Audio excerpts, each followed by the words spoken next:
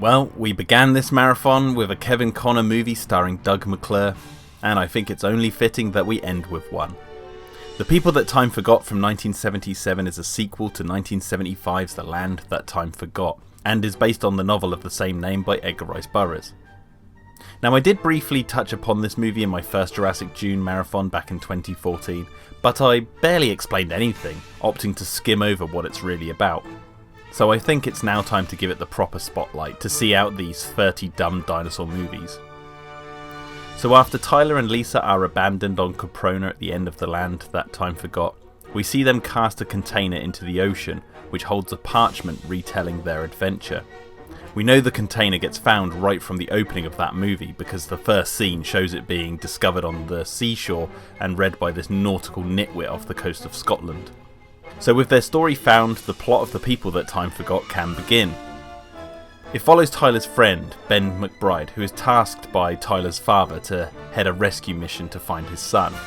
Along for the adventure is paleontologist Norfolk, a mechanic/gunner called Hogan, and a photographer called Lady Charlotte Cunningham.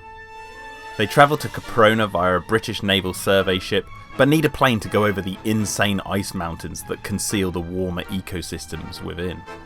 Whilst flying, they're attacked by a pterodactylus, which is a huge step up in the effects for the flying reptiles when compared to those seen in The Land That Time Forgot.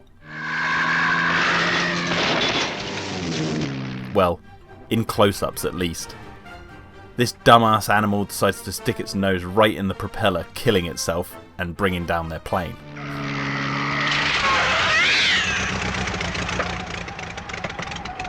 What an idiot.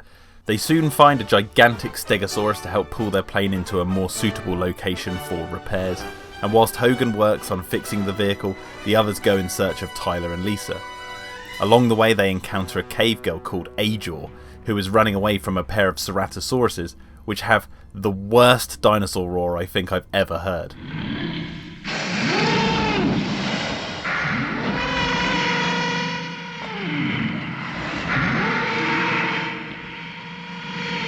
After scaring them off, Ajor explains that Tyler and Lisa were kidnapped by an advanced tribe of samurai-like warriors called the Nagars. Okay, so before we go any further, I feel like I must explain some of the logistics of how the Nagars came into being on this fictional continent of Caprona. The way it works differs somewhat from how it's portrayed in the novels, so I won't really explain what happens in the books, but I'll just stick to how the films present it.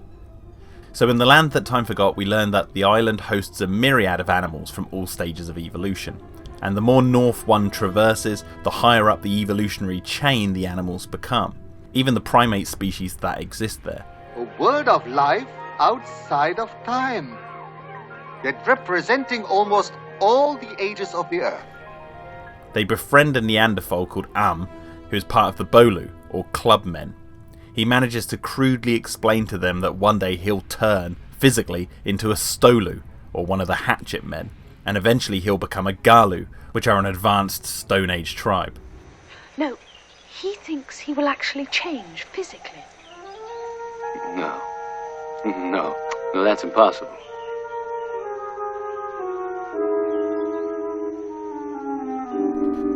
There are also tribes in the book called the Bandlu, who are spearmen, and the Crowlu, who are the bowmen, but in the People That Time Forgot movie, we see the Bandlus, but they are using both spears and bows, so the Crowlu don't really exist in the movies.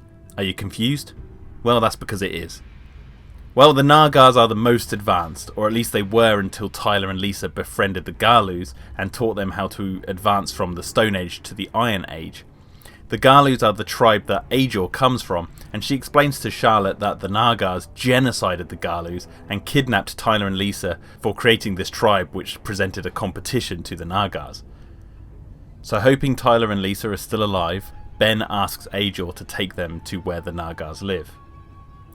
After some walking, they're captured by a tribe of the Bandlu and tied up to be eaten by a god knows whatosaurus. Wait, hang on, that's the same hippo-looking thing from At the Earth's Core.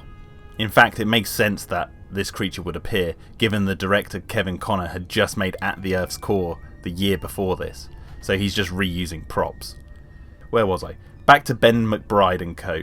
They escape the hipposaurus and eventually run into the Nagars, who can now speak English. They claim Tyler helped them learn his tongue, and Tyler in fact sent this welcome party to take them to their dwelling, which is inside this giant mountain which looks like a skull. No red flags there. Well, big surprise, it was a trap, and the group are captured. The girls are set to be sacrificed to the volcano, and the two men are thrown in jail. However, they hear a strange noise coming from one of the walls of skulls, and they find Tyler alive. They break down the wall, and both men are overwhelmed to see each other.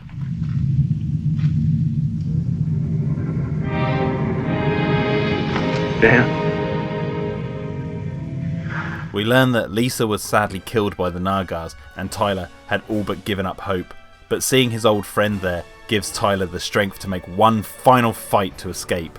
They take out a few Naga guards, that was funny to say, and then they use their outfits to blend in. Oof, those guys are ugly. They rescue the girls, sling the leader of the Nagars into the lava, and make their escape. Unfortunately though, whilst holding off the army of Nagars, Tyler saves Ben but is hit by an arrow and is killed.